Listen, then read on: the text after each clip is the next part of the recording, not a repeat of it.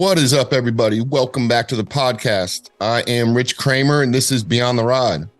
We're just about a week or so, week and a half away, maybe even less now, for the third stop on the BME tour. This next stop will be Purgatory, Durango, Colorado. Crowd favorite, fan favorite, racer's favorite. Cannot wait to see what's going on in Durango. This week, we sit down with mountain bike team managers, members, and founders of Mountain Marauders. They're a new mountain biking team, women-specific mountain biking team. They'll have a whole crew out at Durango racing. So this week, we sit down with Riley, Aleah, and Fiona of Mountain Marauders mountain biking team. Hope everybody enjoys. See you in Durango. This is Rich Cramer with Big Mountain Enduro, and this is the Beyond the Ride podcast. This season, we'll be checking in with mountain bike athletes, brands, and individuals doing big things for the sport of mountain biking. All right, welcome back, everybody. Beyond the Ride is back again with some very special guests this week. We've got not one, not two, but three mountain bikers sitting on a couch. That kind of sounds like a nursery rhyme or something. But this week, we've got some Durango locals, and I know everybody's wanting to know what's going on up in Durango, get the feel of the temperature up there, the snowpack, everything. But this week, we've got mountain bike team, Mountain Marauders, headed up by Riley, Fiona, and Aleah. What's up, guys? How are you? Welcome to the podcast. Thank you, Rich. Thanks for having us on. We're super stoked to be here. Yeah, man. Yeah, this is awesome. Yeah, so I think to give everybody a little bit of context, I've met Riley last year. You know what? You know where I think I met you? I think I met you in Ironton. Yeah, I was. Fiona just crashed and lost her pack. That's right. I was like ready to. I was like causing a storm. Yeah. You talked to me, like you helped me calm down. But yeah, I was, that's what we're doing. Yeah. So I think we were at the first stop of the BME last year was Ironton, and those woods were just kind of thick and rocky. And I was like hiking down, like cleaning up or something. And then you came out of the woods. You were like, "Hey, man, hey, how do I get out of here, man? Like, where's that other stage? And I got to find this water bottle and this pack. And is it going to be against the rules if I find it? And can I give it to her?" And I was kind of like, just calm down, man. We'll work through this. Imagine 6'3" Riley just barreling out of the woods. I need help. Power charging that stage. I mean, it was so hot out there too. Remember how hot it was? It was so hot and such a long day, and like it was already a rough weekend because Fiona had broken a wheel like day one. Yeah. Oh my gosh. That's not unheard of for me, though. Wheels aren't my best friend. Yeah. But yeah, so I don't even know if I followed up with you after that. So she crashed on a different stage, left a water bottle behind. You were on a different stage. Did you guys ever meet up? Were you able to deliver the package? No. So I think she crashed on stage 5 or 6. And no, it was like 3. It was on day 2. Oh. Yeah, it was on day 2. I don't know either. She had crashed like on day 2, I think on stage 5. I went to go find the pack because it was my pack. Because my hip pack fell off in the whole debacle and it had all my stuff in it. But then he wasn't allowed to come back because there was right where I dropped it, there was like a rule person. One of the officials was there and saw him pick it up and goes, "Oh, you can't give it to her because I'd be outside help because you picked it up and brought it to her." Right. I was like, oh, okay. Well, I'm not going back to get it because that's too far out of my way. So I just ended up using neutral support. Yeah, and that's kind of the best thing to do sometimes. I guess that is kind of rule 1 of enduro racing is kind of, you're out there by yourself, no outside help. And well, I'm glad to see you took the rules properly. I'm glad to see there was no exchanging of goods or anything. That's good. Yeah. So fast forward to well, first of all, let me stay on Ironton for a minute. Fiona, you're professional racer now with Mountain Marauders. Yeah. And were you on that team last year as well? No, I've actually been racing for over a decade now, and I raced pro cross country for a few years before I switched to enduro. And last year I was kind of just on a few, independent supporters who were helping me. We didn't start the team until November of last year. Okay. Yeah. Which is kind of crazy considering what we've got so far, the fact that we started all of this in November. But yeah, last year I was independent. Just kind of doing my own thing. All right. So we'll get into the team thing in a minute, but whoever you were with, you were pretty dialed in for Ironton. I mean, you came in 5th overall in the pro women category. Yeah. The only non-factory racer in the top 7, which was kind of crazy. Yeah. Yeah, it was like I just had like some Hook It sponsors, like some discount codes, and I had local people who were behind me. It wasn't really anything big. It was just that I had the right people, and Riley was there with me, which is always awesome, and I had my grandparents there. It was like just one of those races where everything felt okay, even though I did end up breaking a wheel and crashing. It was like I had enough around me that I was like, yeah, this is fine. Just keep going. And I liked the course. I grew up riding big rocky stuff, so that was a huge plus for me.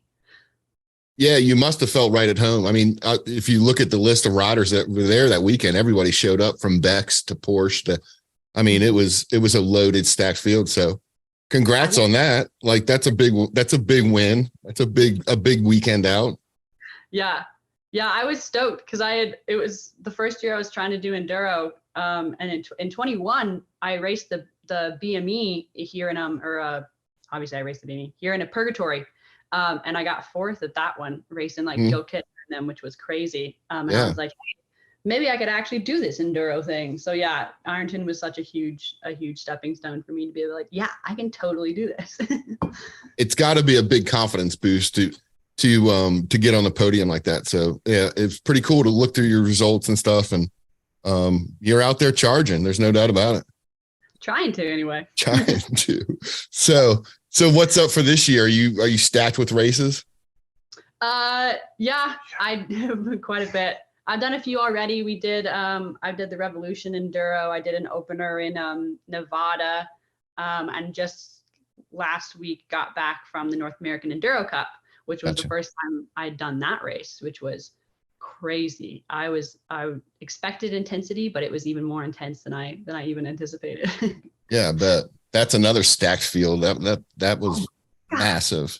Yeah. Oh, and I did Sea Otter too, which was pretty fun. That was such a fun event. I hadn't been back in a couple of years. And you did at Sea Otter, did you do 3 disciplines? Yeah. I did enduro, slalom, and downhill.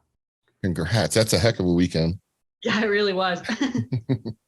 Yeah.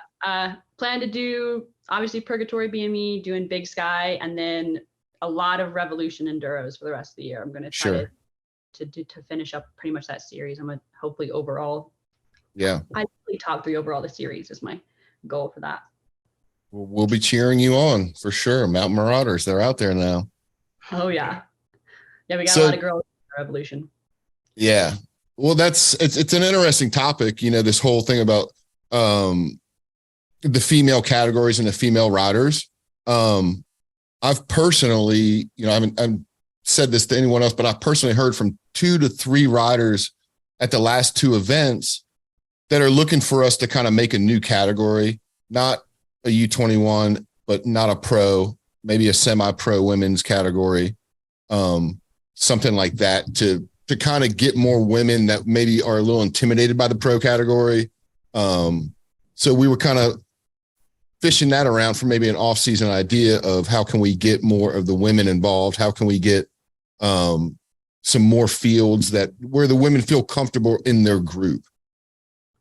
No, I think that's such a good point because a lot of our girls are coming to the Purg BME and a lot of them are racing pro, which is a stretch for them. And I said, I believe you can do it because I also know that amateur women technically have to race all the same courses. I think, do they still get to skip one if they need to? Not this year. I don't think we're doing that this year. Yeah. Okay. Yeah. So I was like, hey, you've got to race all these anyway. I think that you are all strong enough to do this. Let's do it. But yeah, leads into this idea of advertising to women, which is kind of where we're coming from, is like filling this niche of like, how do we advertise just to get more women on bikes and more women out to these races? And so like Jeremiah Work was someone else we talked to. He's like, yeah, I think I'm bringing in like an expert category to my races this year, just because it helps me advertise to more women who are better than U21 and amateur, but are, a little scared of that whole pro label, so to speak. So I think, that's actually a really interesting idea that I've heard not just you talk about this year. Well, it's definitely was talked about the last 2 races I've been to, and it makes a lot of sense. It does make a lot of sense when you talk to some of the racers. So hopefully we do dial that in for everybody next year, and we get some categories expanded and do whatever we can to, draw the women into the sport, or at least into racing too. It's so much of a communal thing and an atmosphere thing and a group thing that we should accommodate wherever we can. Yeah, no, I totally agree. And kind of fill that in between spot, which is like our whole goal for this was to fill that, what I felt like was this gap between like, say, college racing and pro racing. Yeah. Like the connect there is a little bit weak. We're seeing our biggest pro women's fields I've ever seen. 40 women racing pro downhill theater. Like, oh my gosh, that's incredible. Right. But then we're kind of seeing, and then we have like high schoolers who are also like the 15, 16 age group is huge. But that like connect from U21 and expert women is kind of not as strong as I think it should be. And I think that's something that we were trying to look into as well, is like, how do we fill this niche and create a better roadmap for these ladies to get from just riding a bike to actually racing? Right. I got you there. So is that how Mountain Marauders was kind of born, Riley? Is that how you guys kind of got started with this? Did you see a niche or something that need to be filled in? Yeah. So Aleah does a better job of telling the story. Aleah's the best part for sure. But this was like a real personal thing for me, because Fiona and I are married, and like watching her struggle was really like without the support was like really hard, because we'd go out there by ourselves and feel alone. And then Aleah just felt really lost because she didn't want to really do cross country anymore, but she didn't want to quit bikes. So it kind of started as like a joke, and then we threw it was huge Hail Mary. Yeah. Aleah and I raced on, how I met her was through racing at Fort Lewis, the collegiate mountain bike racing. Okay. And we were both kind of getting to the end of last year. It was. Yeah, I was no longer on a team, and the teams I had previously been on were all cross country teams. And I had raced like Enduro like 5 years ago, and I really liked it, but I never felt like I was given any support or really like pushed to even try to do it after that. And so Fiona and I were talking at nationals, and she was like, I'm not on a team next year. And I was like, I'm not either. And I was like, what if we start a bike team? And she was like, ha ha ha. And I was like, no, I'm not joking. And I was like, if you want to put in the time and like you're going to put in the effort, I will give you like 110% of my effort, and let's make this happen. And so we like got everything together. We started emailing companies. Riley was obviously in on it like right away. He was like, oh my God, like, what do you need? He was working at a bike shop in town. And we just started talking to people, and because it was like we were super receptive. Oh yeah, both in that weird spot of like, we don't have the support we want to have. We don't know what next year looks like, but we know we want to race. And I bet there's other women who feel the same way. And not even women. We're like, we didn't necessarily come into this with this idea of it being a women's only team. It was just that we happened to find enough women in the same spot as us to create and fill all the spots that we wanted. Yeah, first when we were talking to Pedal the Peaks, the bike shop sponsor in town, he was like, oh, there's these guys who are interested in being on your team. Like, it could be really sweet.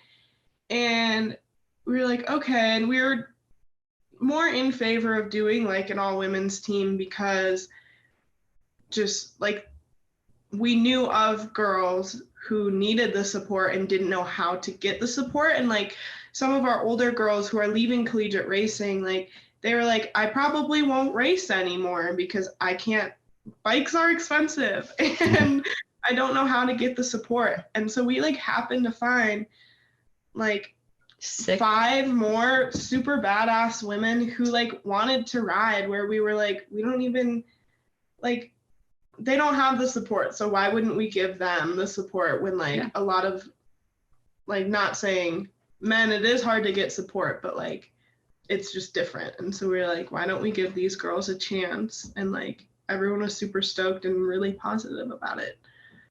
Yeah. That's fantastic. That's fantastic that you kind of saw something that needed to be done and you just kind of grassroots kind of created it. Yeah. Yeah, and that's go ahead. Oh, I was just saying that's kind of how we describe our team, is like a grassroots collective with a factory mentality, because like it started out of just like what we can pull together and have fun with, but we treat it very seriously, down to like social media requirements, down to like if gear is provided, to use said gear, and like making sure we all meet up for media days whenever possible. So does everybody kind of now have their role established, or is everybody all in on the whole thing together?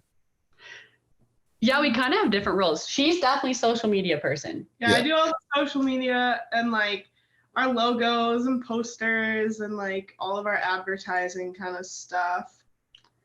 I was more big picture and logistics, kind of like, this is the direction we need to go in. And now I've kind of got into more nitty gritty of like planning events. We have a financial piece. Oh yeah, financial piece. Huge.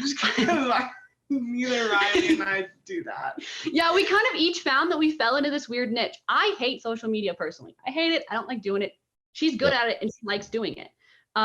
Neither of them usually love financial stuff or creating meetings. That's something that I both know about and am pretty good at. Right? I don't. Also, neither of us are great at like being like, "Hey, we need this. Will you give it to us?" Riley will talk to anyone at any point at any time.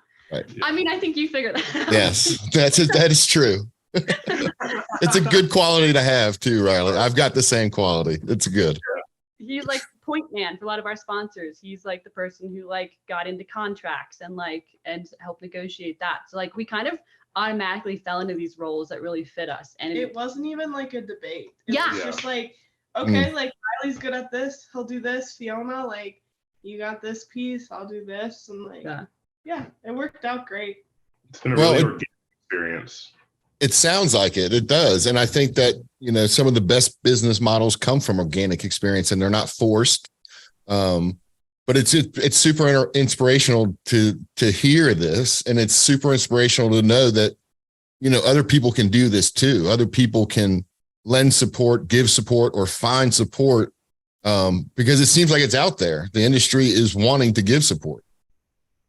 Oh yeah. And like, especially as we start to see more investment into cycling, like there's a lot of debate over, Discovery buying UCI and all that. But at the end of the day, it means more investment. And it means that people like us who want to create these things can find investment because people are like, oh, they're looking in the cycling community, like this is becoming a real big thing. And I mean, it's always kind of been that way in Europe, but it's been interesting to watch the US kind of pick up on it and see it start to really boom and people get bigger support and more support, and to be able to create more of these kind of grassroots kind of collective things, which has been super cool. So let's give a shout out to some of the people who've helped you out so far. Give me a shout out to any kind of bikes you're working with, what kind of frames or components or any, soft gears that you guys have been given. Like, give me a little shout out on who's been successful in helping you out. Riley? Yeah, it's been really cool. Schwalbe's been huge. Number one, like our tire sponsor has been, like, they've been amazing to us and like helped us out a lot. We went to the NAEC, which was a Schwalbe sponsored race, and it was like really cool to go somewhere and actually have support provided by someone that wasn't like a close friend or a family member. Working with Hayes has been amazing. Giving people the ability to just upgrade their braking, which is like, tires and braking are like two of the least thought of performance enhancers when it comes to mountain biking. But I feel like one of the most important. Yeah, like right. People go with like, oh, whatever was on my bike before. They don't put a second thought into it. But there's been, Fiona and Aleah can both attest to like marginal gains just from a slight change in components. I raced SRAM level brakes, and I've never felt what like good working like downhill brakes feel like. And then I got the Hayes brakes this year, and I was like, holy crap, like I can stop myself.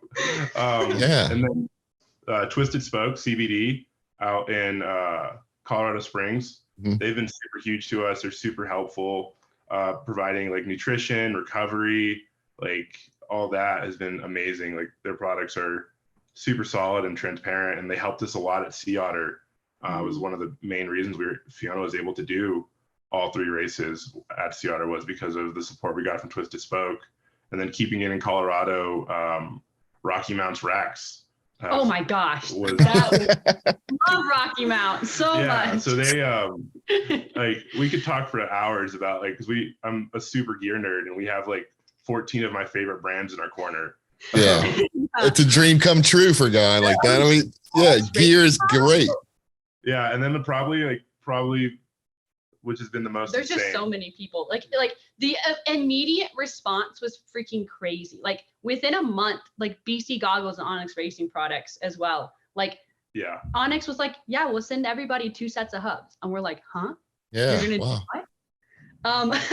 And they've just been really awesome. We had like one of the girls ended up, one of her hubs didn't fit because she was sent the wrong frame from her frame person, which is really unfortunate. But like within hours, Onyx was like, yep, we'll fast track a new hub for you. Don't even worry about sending the old one back. We want to make sure you've got wheels ready to go. You know, didn't even question it. And have just been so stoked. She met them at Bentonville. Yeah, they were Bike so Fest. kind at Bentonville Bike Fest. Like, really, all of our sponsors have just really, like, they're really kind people and have been so supportive and, like, yeah, just so stoked on all of it. It's been crazy. It's been, I think this is the story that I tell a lot. So one of our, James Stoke, who is like, he's super, super awesome dude. He's been around. We've known him for a while. We're talking to him at Sea Otter, and he's like, dude, I know teams for, been around for 3 years who don't even have jerseys yet. Yeah. And you guys not only have like jerseys, but they're like screen printed professional looking jerseys. Yeah. Just that is a sign of like what you guys have been able to pull together in such a short amount of time. And it's awesome. We have sponsors in town like Tony, what's his last name? Tony Simplicio. Yeah. He's not even, he doesn't even work for a bike company. And he was like, I love your guys' idea. I want to support you. So, I want to support cycling somehow. Like we even have community members. Realtor company supports us. Don't like sell bike components or anything, who are like, this is a cool idea. Like, why wouldn't we support you? Yeah. And so that's also super inspiring too, where like, I didn't even realize that you could like look outside of the bike community for bike help. Mm-hmm. And I don't think a lot of people do either, where like we've gotten a lot of support that way as well. Yeah. I mean, a local coffee shop. Yeah. Local Target rentals. Target rentals. They rent like construction equipment. Yeah. Yeah, whatever it takes. I mean, that's got to feel super encouraging for future when you do have to reach out to sponsors, and maybe you're not so timid. You go, man, people really do want to help, genuinely want to help. Yeah, and it's been really cool because like the opportunity is out there, and like people are like initially like, oh yeah, this is a really cool idea, but like as it's grown, it's just like it's already like talks for 2024 and like a ground like floor plan for 2025, even 26 are like in the works. So it's like really cool. Something we didn't get was bikes last year, which like starting in November. You'll get there. To release a team in January. We're like, we didn't expect what we got. But now we've got a couple bike brands who are like, yeah, we might be interested in sending you guys frames. And I'm just like, sick. It's interesting. Yeah. We kind of just saw the deficit of like people not knowing what appropriate channels to go through, and took it into our own hands to help them get there. And it's been a wonderful experience. Like Onyx, Hayes, Schwalbe, BC, Demontech, pretty big names in the industry. we're all like, yeah, this is awesome. Let's keep rolling with it. And so that's been like, that was a major confidence boost right from the start. So teach me a little bit about starting a team then. Teach me a little bit about what comes first then, the riders or the sponsors? How did that relationship work? Did you guys search out riders? No, so I mean, part of it was like when we started, we were just thinking us two on a team, and then it was like, who do we want to be our sponsors? Like, who can we email? And so we just started emailing, and then we were like, wait, like we're on to something. Yeah. And so like I know like we knew some people through a lot of people through collegiate racing. Yeah. I think most of the girls, I think every single one of them are ones that we raced collegiate with. Yeah, and even like Lainey, one of our riders, I met her at a BME, I think a long time ago, like when we were both in high school, and I saw her at a collegiate race one day, and I was like, oh, I wonder if Lainey's on a team, and we just like DM'd her on Instagram. Yeah, and was like, hey. We like everyone was like, yeah, that sounds awesome. And like it was kind of a tiered effect. It was like started with us, let's see what sponsors we can get. Oh, we're having a good response, let's get more riders. More riders means more sponsors. So it's kind of a tiered effect that like kept rolling. We had discussions like, what do you guys need? Like what would be helpful? And I mean, we kind of have a lot of basic like SOPs covered. How it started was like we had the idea, and then we decided, like, I went out, it was like everyone worked all at once to make it happen. So we had the idea, I started reading up on marketing and like how to write these like sponsorship letters, and I would approach brands and be like, this is what we're working with. And then these two laid the foundation for like what social media requirements are going to look like and what team structure is going to look like. Yeah.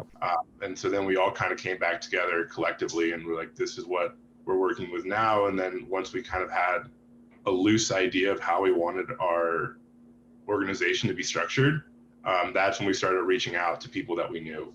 And, you know, like giving, you know, people that we were pretty friendly with on the collegiate series, like giving them the information about it and seeing if they were interested, and had like an unofficial like tryout kind of deal, like when during an information meeting, and then we just kind of just kept working and kept coordinating events, and that's like the biggest thing is like anyone can make the team structure. Like you just kind of like what works best for you and like the environment you want to create.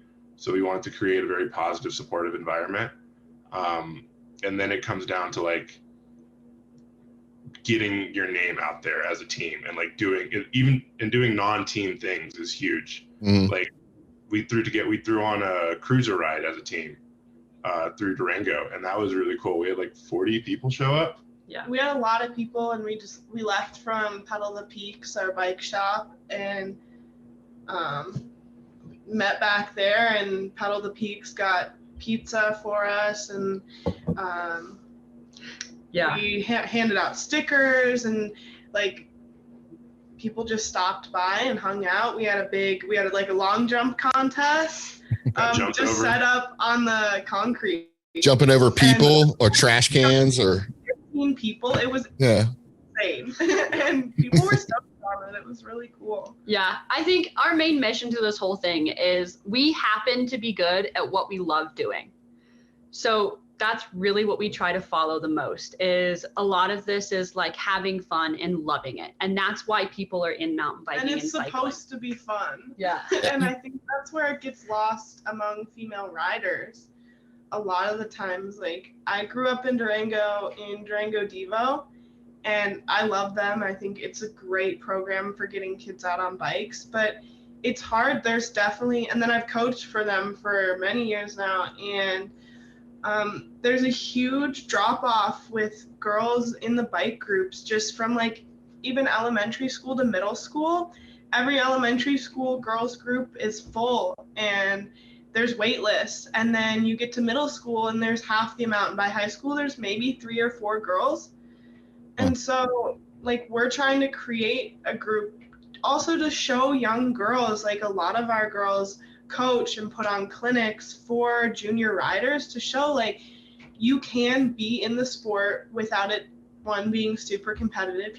You don't want to race, that doesn't mean you're not welcome in the sport, but also you can compete and you can, like, there are older female riders to look up to who aren't necessarily like on factory teams but are like still having fun, and it's a really healthy environment. I do hear a lot of chatter at times, especially on the race course. I hear a lot of chatter of, we're just riding bikes after all. Let's just all remember that kind of. And I do think that is a general mentality once you're out on the race course. So another question I have about like going back to the sponsors and stuff, how does a relationship build? Do they look into what you're doing? Do they look for a business plan, Riley? Are they looking for actual numbers? Do they look at what racers you're bringing in and what have they done? Did they kind of look into you guys like that? Yeah, so every brand's different on how they go about like sponsorship wise. So a lot of it is like we have not like a business plan or like any numbers because we didn't have anything to go off of, but we had like an information packet and we shared our rider expectations with the companies. We shared resumes. And we shared like all 7 of our girls, their resumes have been shared with the companies. So like we're it's like it's just like applying for a job really. Like we have essentially a cover letter, what we're about, and then everyone's resumes. And then like as we grow and we ask for more things or try to work with bigger companies, that's where like the business plan and pitch decks come in, where we like take all of our numbers that we've created from 2023 and are able to like put it in one like condensed consumable document and give that to these companies, as well as the rider resumes, the team mission, stuff like that. So it's just like and then just emails and conversations, like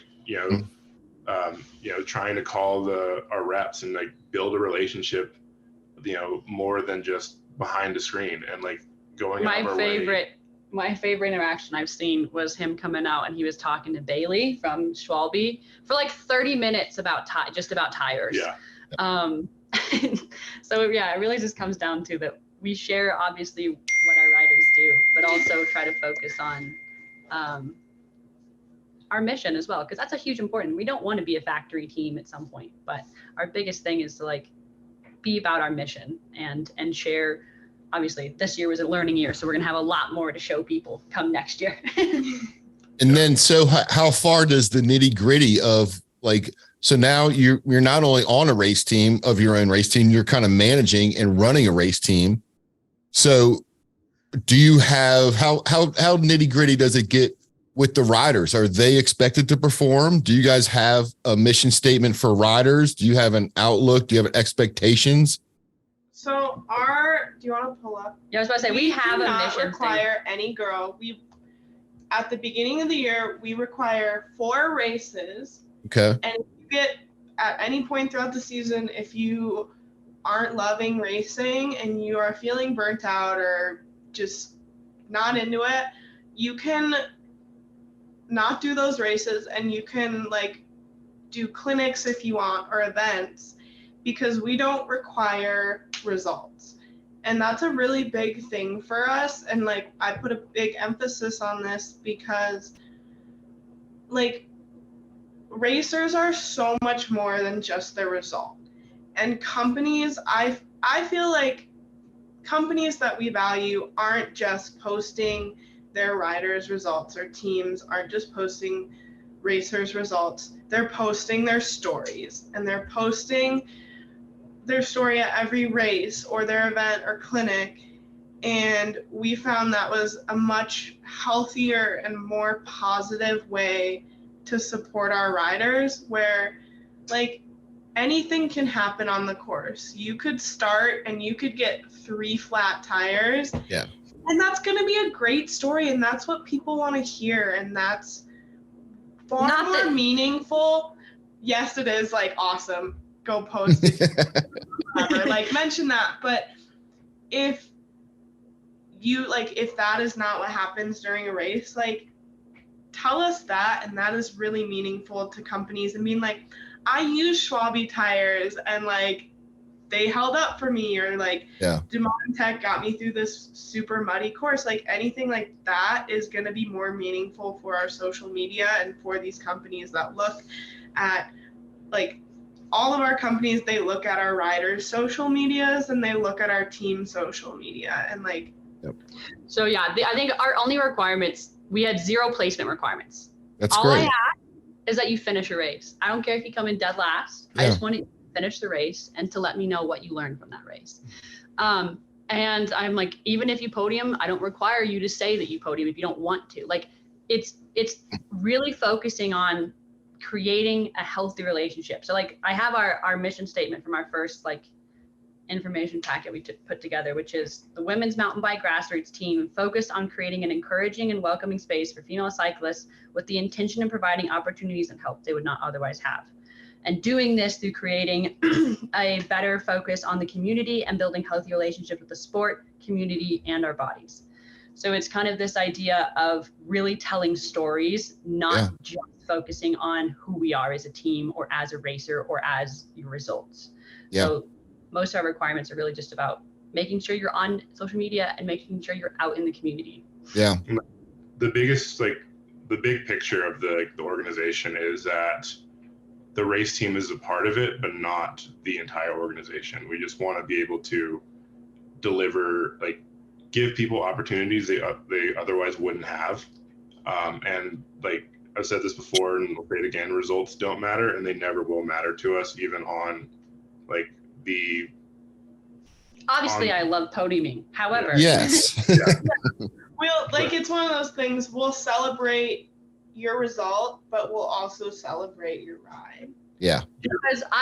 Because in my personal experience as a racer, when I was focusing, like I said, I've been doing this for 12 years. I raced pro cross country for 8. I went to the World Cups. I've been there. And it got to this point of me not having fun and actually getting worse results because I was focusing just so much on the results I was getting. So I kind of created this new mindset of like, results will come if you focus on the fun and what you're doing on your bike, not just your end goal. It's about the journey. So did you have this philosophy in your cross country career, at the end of your cross country career, or did this pop into mind when you switched to enduro? It really popped into my mind when I switched to enduro, and kind of when I switched who I approached as support, because we did our best and I did my best to find companies that match with my ideals as we moved into this. Because in cross country, I had this high amount of pressure from my sponsor. It was Bicycle World. They were like the biggest, at one point, the biggest bike shop in Texas. Bike shop chain in the country. They had like 6 bike shops in Texas. They gave me a ton of money and bikes and stuff to race this. And so they had this expectation for me that I need to go podium, that I need to top 20 at these World Cups. And so it fostered that mentality for me of like only focusing on my results and only focusing on how strong I was. And so I kind of, when I switched to enduro, I unfortunately had a really bad injury that caused them to drop me. I had surgery on my shoulder and I got dropped. And so that's kind of what kind of made me shift to enduro. Was like, well, now I've got the opportunity to kind of get out, so to speak, of the cross country and forge my new path into enduro. And it really got solidified when I moved here. And so meeting Chad Cheney and racing with the Fort Lewis team here and getting into gravity is what really forced that change in my mind, of focusing really just on my ride and what I can achieve outside of my results. And so, yeah, I guess it really came with my coming out of cross country. And do you think this is the more racers I talk to, it seems like this is a commonality in the cross country field that and I've never been on a cross country bike nor raced cross country, but it seems to be a recurring theme that that the competitive aspect of cross country can be diminishing on the spirit of biking.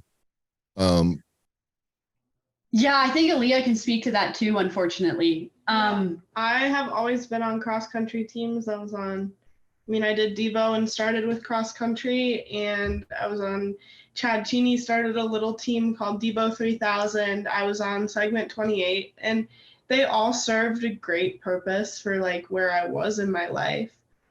But cross country racing is really hard, and this year I've been saying it's my last cross country race for a while, but I traveled to Wisconsin and did the Englewood Open. Yeah. And it's like a UCI and USAC race, and it's a very competitive, like, kind of racing. I don't know how to really explain it, but like when you're out on an enduro race, you get to talk with your other racers, and it's more positive, and people are like, oh, here's this line to take, and like you really get to know everyone as a person. Where you show up to a cross country race, you don't have to talk to a single person warming up, and you don't talk to people while you're racing. Right. Racing the entire time. Right. So it's definitely like a more individual sport, and there's no one like. I'm really excited to race with our team because like we might get to the third or fourth stage one day, and like we're all racing together and we're all riding together, so you can push each other and be like, come on, like we're almost through this stage. Yeah. Like we got it. It feels, yes, it is an individual sport, but it feels more community based. Yeah, community based. And I think that's what's really special about enduro, and like that's just hard about cross country racing. And some people can do it, and other people like can't. And there's nothing wrong with that. But like, I definitely realized at this last race, I was like, this, isn't for me right now. And I think so my team, our teammates, Haley, was out with me at the North American Enduro Cup. And unfortunately, she had a hell of a race. Just could not, had mechanical after mechanical after mechanical, didn't want to finish, came down a stage in tears. And having me there and having a teammate there and support there, like, hey, I've got someone back in neutral support. Let's go talk to them, see what they can do about your chain. Let's sit here, take a deep breath before we move on. What was your rose? What was the thorn? This is a thing we do a lot. Rose and a thorn. What was the bad? What was the good? Let's get it out of our system and move on. And she finished the race. Unfortunately, she came in at the end of the field, but she finished the race. And at the end of the day, was happy. We went up and we did a party lap where we filmed each other. He was like, you know what?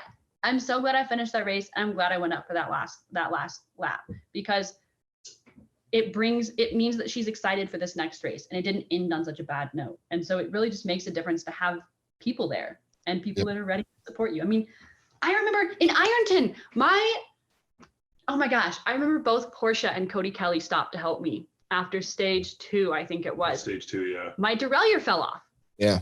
It just wasn't tight, and I had forgotten to check it, and they both stopped and were like, hey, what can we do to help? And Kelly was like, all right, here's a trick to help, because I was just, panicking, struggling. He's like, here, can we do it like this? Ding, got it.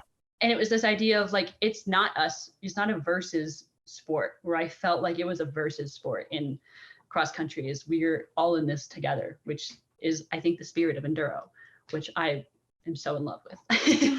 Yeah, you and me both. And just that spirit, once I found a little bit of local races and I touched into that spirit too, I kind of felt it too. And then that encouraged me to enter like a BME and not go. And I had no expectations of finishing anywhere in the class other than just finishing the race. It's a unique sport like that, where that sometimes is the victory. Just finishing a hard weekend like these is something else. It's a very, very powerful feeling. Yeah, that was the Tennessee National for me this year. Just finishing? Yeah.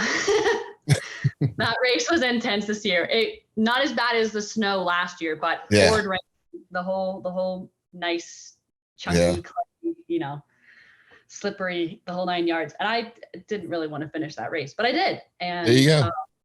It was definitely quite the experience to be like, wow, I did that.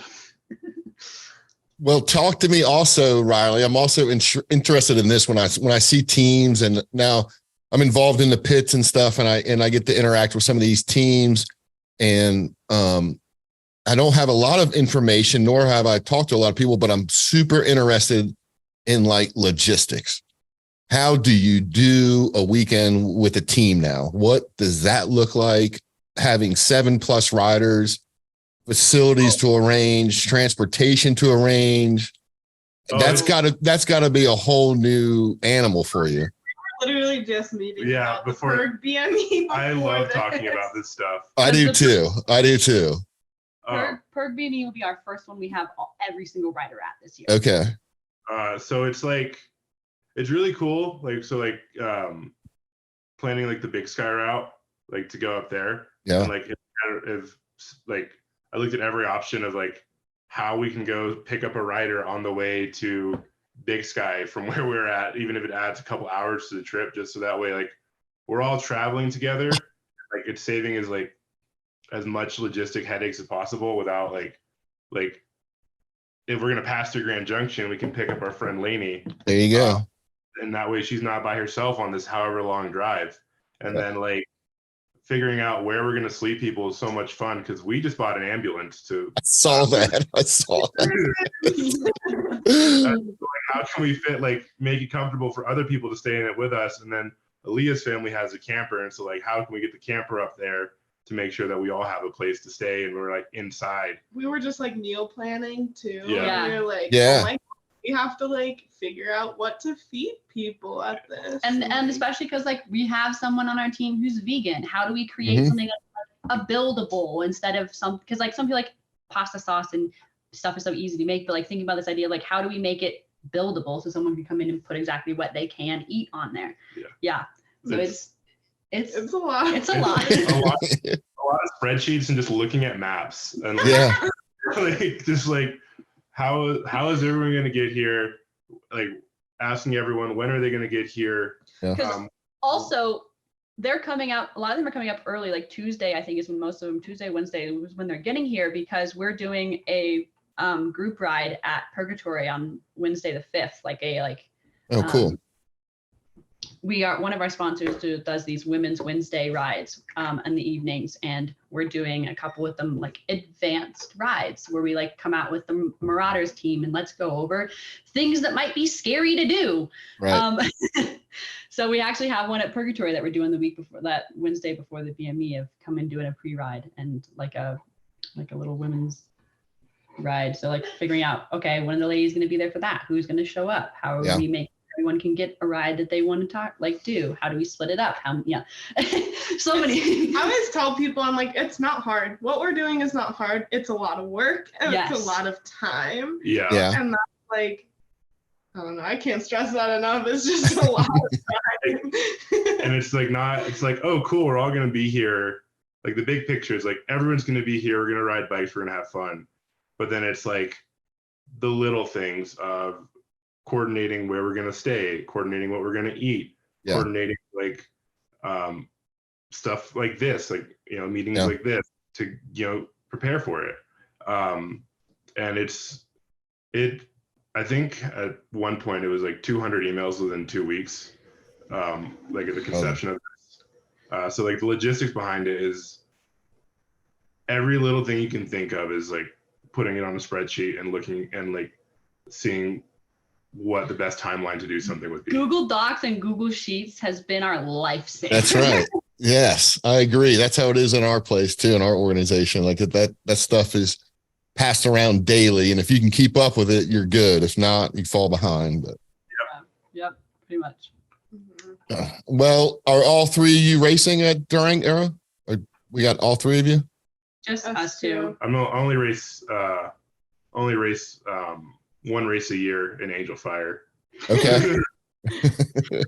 Fun fact, Riley did not know about bikes or start riding them until he met me.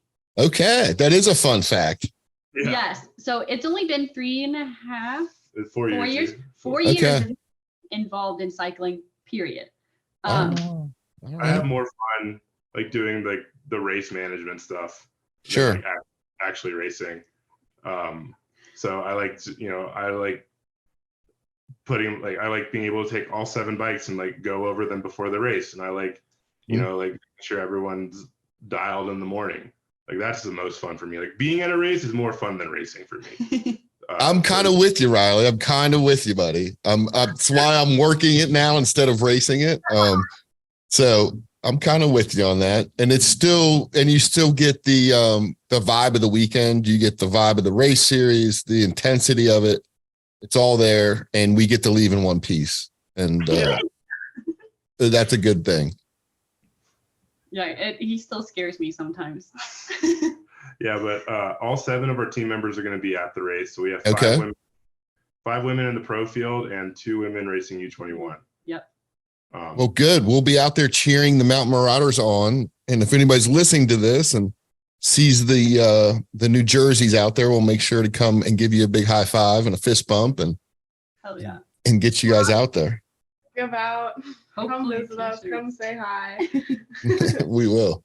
So I left the best for last because I think a lot of people listening to this will be interested to know from some locals of what is going on in the mountains of Durango. There's so much snow. Nah, don't say that. Don't say that. Purg will be fun. Good. Purg is good. Trail crew, thank you. They've been doing amazing. They've been like shoveling snow to get it ready. Yeah, that's how we were last week or last stop at Arizona when we showed up. We were up in the high mountains of the White Mountains, and we were shoveling snow on Monday when we got there. So hoping for some drier conditions up at Durango, but we've seen some few pictures and stuff, and we don't have the course laid out completely yet, but I know the guys are working hard on it. But hopefully it's not under snow. I mean, I even saw some guys pushing snow on one of the main slopes up there. Yeah, Purg should be cleared by Wednesday. I mean, it's fully open on Wednesday. So Is it? Yeah. Down like top to bottom, T1 is going to be opening this week. There was so much snow this year though at Purgatory that they're going to have a summer terrain park. Wow, that's cool. You can like uplift with your skis, and to the terrain park and like hit do bumps and flips and stuff. The high country, I'm interested. I'm a little more worried. I did a little bit of high country riding on Sunday, I think it was. And I don't think there will be any like super high country open. I think it's all like middle country. I don't know. Yeah. I drove back up and over like Red Mountain last weekend, and Engineer Mountain, like the whole meadow up there there's probably feet of snow up there. Yeah, Engineer's hard. Yeah. But like the mid country stuff. Because I went over to Alberts and Big Lick, and there was only a couple patches of snow in Alberts that I had to walk through. Just a couple patches, just a couple. They weren't that bad. I've hiked through worse snow before. It's also Durango, so it's beautiful and sunny like every single day. Yeah. Yeah, we're looking forward to it. It's one of our favorite stops on the tour for sure. Last year was huge there. The riding there is big mountain stuff, good steeps, good drops. It's got it all. It's a great mountain. Yeah, we're excited. Like, so after I met Riley in Ironton in the woods, I think then out of nowhere we show up in Durango and you're there and you're working there. Is that right? You work at Durango? Yeah, I work. So all 3 of us live in Durango, but I work. This is my 3rd summer as a bike patroller up at Purgatory. Okay. Yeah, so I work up at Purgatory. It's a special place in my heart. It's like my dream job, riding my bikes, doing medical stuff, and like getting paid to do that. Yeah. Like it's so much fun. It seems like you guys got a heck of a staff there too. I mean, last year, your whole crew was just so beneficial for us to even put that race on. The whole crew was there all week. Anything we needed, anywhere they needed to be staged, they were already on top of it. Helped out with water supplies and getting people shuttled to the backcountry. Seems like you got a good team there. We really do.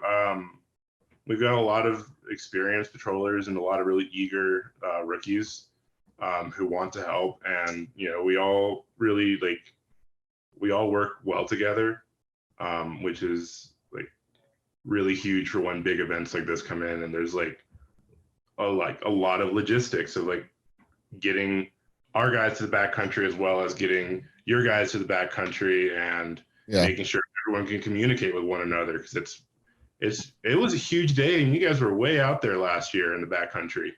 It was something else, man. It was no joke. And just trying to facilitate all those things, communications, patrol, medics. But everybody was in place somehow, some way. We got it done, but I don't think that kind of extreme backcountry is on tap for this race. I'm not too sure on that planning stuff, but yeah, that was a huge day of just climbing and two big stages to kind of maintain and get down. It was huge. Yeah.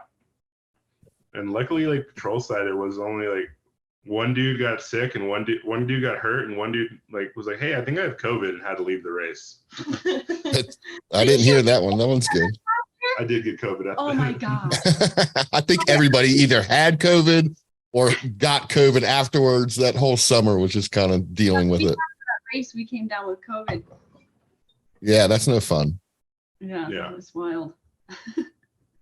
Well, it sounds like we got a lot in store for the next race. You guys will be there. I appreciate you so much sharing your story. It's a wonderful story, the Mountain Marauders. I'll make sure that we get all your stuff posted online. And Aleah, maybe I'll get in touch with you later. We'll get some stuff dialed in for some media. Yeah, that would be awesome. But are you guys staying on mountain then? Are you guys going to be at the resort or in the ambulance? I think we're going to be out at the resort. We're trying to figure that out today. We are going to try to ask Purg if they'll let us stay in the parking lot, because they can be weird about overnight parking there. But otherwise, we might be at down the road. What's the... Don't share it. I don't want people. Yeah, don't share it. That's right. Good call, Riley. We have a super secret. We have a super secret. Some dispersed camping in the area that I think we're going to go to. That's pretty close by. If Purg won't, or maybe even up the top of Purg, because there's a. We'll have a camper and an ambulance. Yeah, we'll be out Be there. easy to spot. I'll find the ambulance. Big white ambulance. You're hard to miss. Yeah. That is so awesome. How bad was that converting that thing? Well, we're still in the process. It wasn't terrible. We bought it from this old dude who was like, "I'm too old to finish this," and he'd done like the hardest part of like flooring and putting the stove and sink in. Okay. Really, just we need to get some tanks. We need to put in electrical, which is going to be the hard part, and then cabinets. Yeah. So we're still getting there, but it works for now. Yeah. It's a tent on wheels, and it's dry, and we can cook food inside. So Man, some of the best camping sites I've ever seen in my life were up that backcountry road heading into the backcountry. Yeah. Mm-hmm. That is unbelievable out there. Yeah. Yeah, because that's all Forest Service land. So, because Purg, technically everything around it is Forest Service, and the only thing it owns, so to speak, are like the top and bottom of the lifts. Yeah. So all that, there's a bunch of camping up all along there. That's super cool. Pretty views for sure. Well, it's a good spot. I know we're looking forward to it. The tour is coming. We're there in 10 days or something. We'll be there. So yeah, it's so close. I can't wait. It's probably my favorite event of the year to watch. Agree. Well, thank you for spending your morning with me. Thank you for giving me some time. Aleah, thank you.